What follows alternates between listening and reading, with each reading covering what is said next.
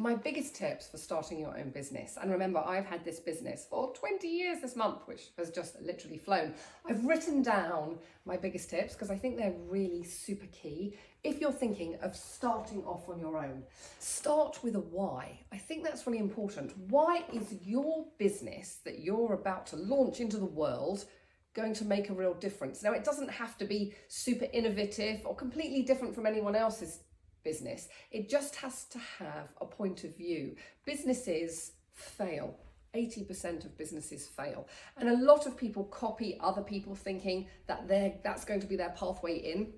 And oftentimes all that happens is it just creates a real business that is known in the industry as a zombie business. So you're never growing, you're not really turning over, you're just creating just barely enough money to live. And I knew when I started that I had to have my really own point of view. Obviously there are interior shops all over the world. I didn't want to emulate them. I wanted to have my own point of view. And that's really drilling into the why. Why, with what you're selling, what you're producing, what you're giving the world, is that going to make people want to buy from you?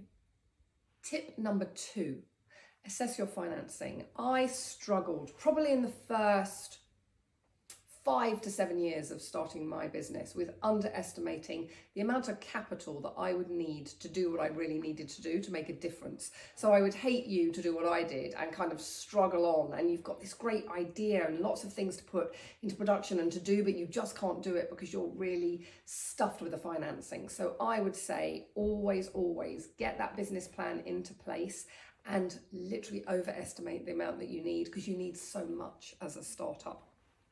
Thirdly, build your team.